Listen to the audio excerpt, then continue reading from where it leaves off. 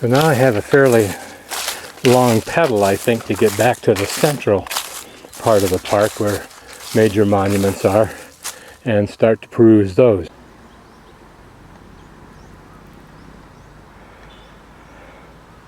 And the mound you see behind you is where the gate was, right through there, I think. Although there's a waterway on the other side of that, and then another berm that goes around.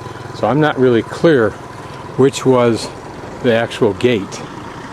And because if there was a defensive canal around, then this would not be the gate. It would have been beyond that telephone pole you see through that gap. This was the Namo Gate, or more specifically the Phra Namo. It has a defensive tower projecting from the wall, or had. And it was about 6,800 meters long, the wall. I apparently understated it. Sukhothai, to defend it against enemies, 2 outer earthen ramparts and an inner earthen structure covered with laterite and brick were built, with 3 moats in between. The moats functioned as channels also to carry away water for flood prevention. These people over here wanted $300 to rent that, but I didn't need it for a whole day and want it for a whole day. And the only thing they would bargain down to is $250, so I came across here to Lowe's business and rented a bicycle for 30 baht instead of 250.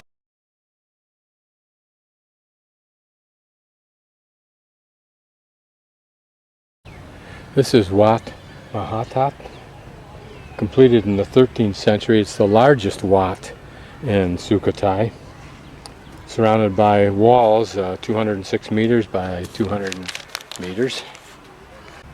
And it's surrounded by that moat, which is supposed to reflect the universe and the cosmic ocean.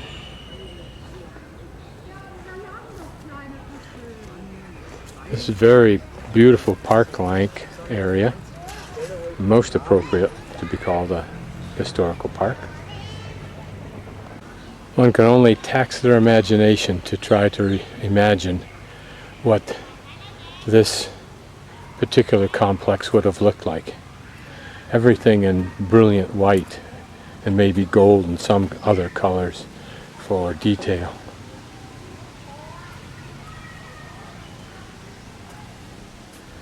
Even now these beautiful trees add not only shade but a very novel dimension and foliage.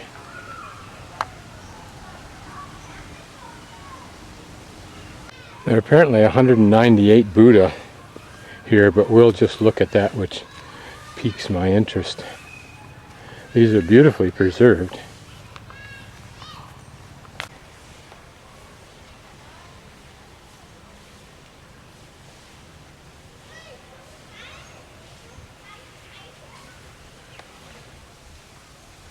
And then here various detail along what I'll call a frieze in the Roman and Greek architecture nomenclature.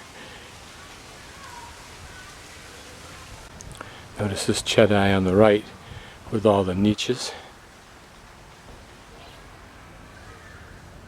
A sad attempt to restore.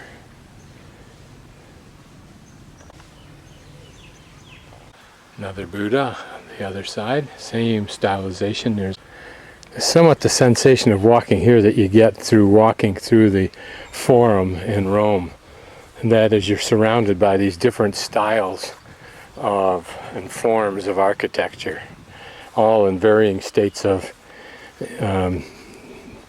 deterioration over time.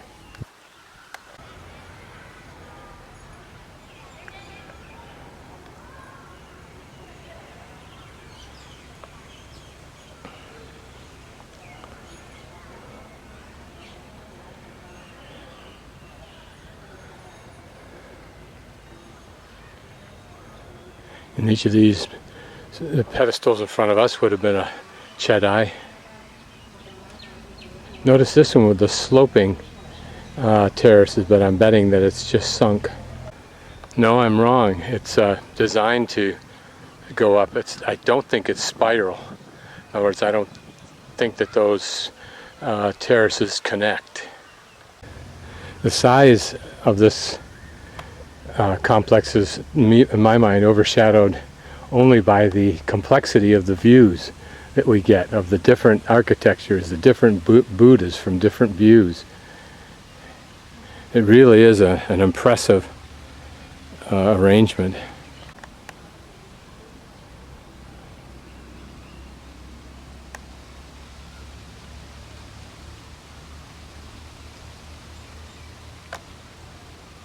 This Chedai is interesting because of the indented corners of the bottom pedestal.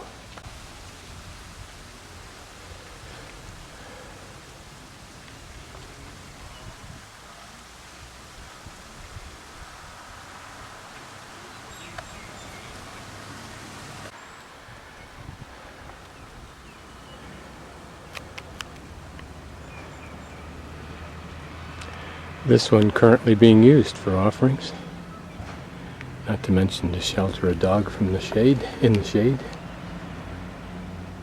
Here's some beautiful garden and a pretty pond.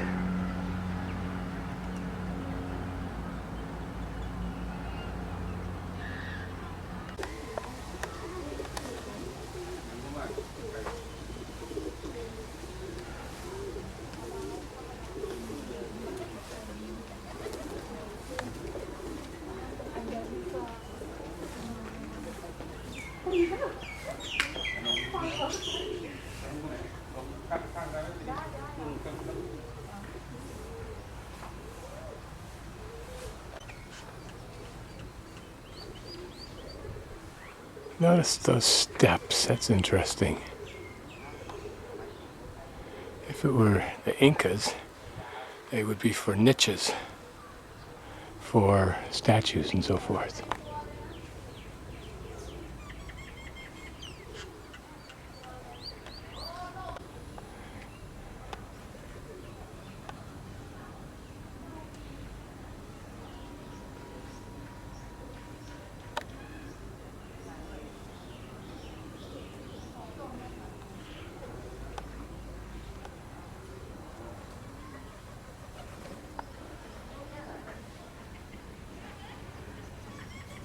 These don't look like Buddhas, but rather supplicants of the faith somehow.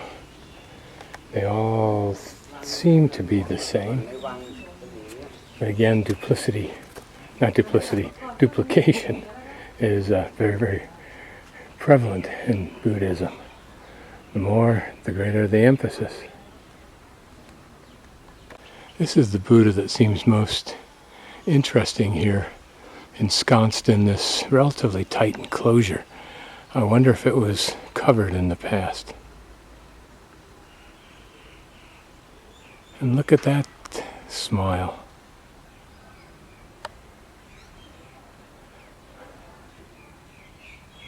And look at that, it's wearing some kind of a cape. Again, the artist, sculptor has used that cape to provide a buttress for the support of the arm.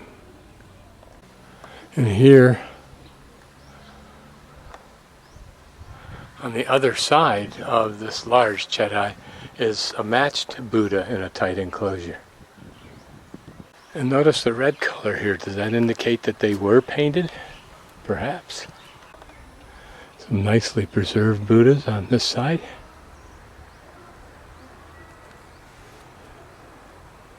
There, a Chedai beginning to bend over and collapse. This gives a pretty good idea of the detail that was original here. It wouldn't take much for it to be made perfect, but that would not be kosher perhaps. But still, we can get a better sense here than on others. It's only different in that it seems to have some color residual on it. You'll notice a tinge of red on the arms, on the inside of the legs, and then at the bottom where the feet are, and then some gold.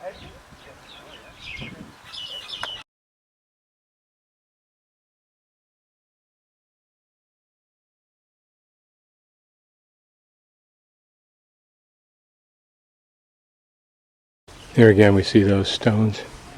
And here, and this is interesting, there's a triple of those stones. And here again, a triple, only notice how they're offset. So it somehow indicates a corner, I suspect. The view looking across the bridge. Nothing that we haven't seen several times before. But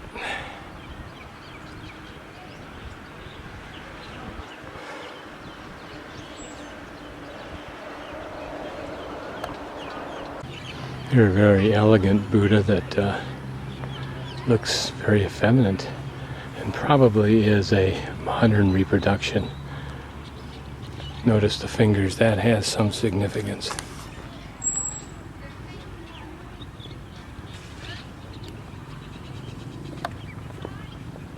There's a great deal to suggest in the figure, the pose, the attributes of the figure, that there are female traits there, but whether that's true or not, I don't know. Notice the absence of bone structure in that right arm that we're looking at. Over there is the Sacred Pond Monastery, and I'm just going to rotate around. It gets a little more beautiful here in a couple of seconds. Right about now. There's a pretty little Wat site out there on that little island. And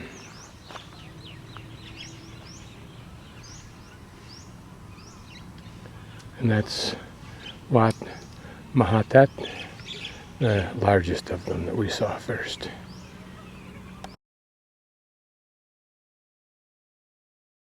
Of course, the Wihan is in front of us, and where those people are standing, it's interesting that there's an archway. Apparently to the left is where the Buddha was installed, or two Buddhas installed to the left and right of where they are. But apparently in this instance you could see right through, at least at that part, to look at these 12th and 13th century Khmer prangs or towers, or chedai. Again, this is how the complex would have looked when it was completed. And then a imagined aerial view. This is unique, of course, because the three towers or prongs or chedais are built right next to each other, as you can see. Don't know what these two artifacts are for. Looks like together they would have been a little bowl, but so there are the two chedai, and this very pretty moat area, except that it's not completed, at least not now. Perhaps it did go completely around. In theory it should. But it makes a nice forefront for the chedai from this viewpoint. Pretty flower. Notice how the chedai are intentionally undercut at the base and then rise up from there.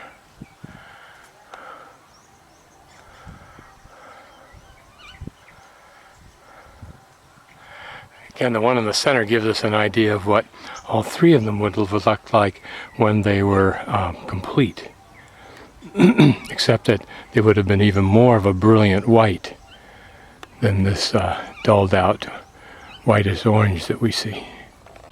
And it's interesting, there's this area here that probably was covered and had Buddhas along those platform there on top. And the tree to the left, very much one that you might find in a fantasy like The Hobbit.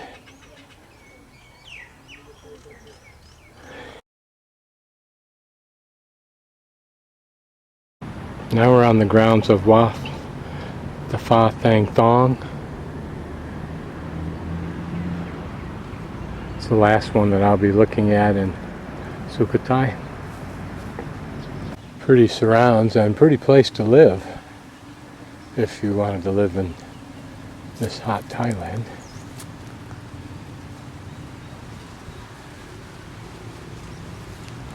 Nice breeze rustling through the trees at this moment.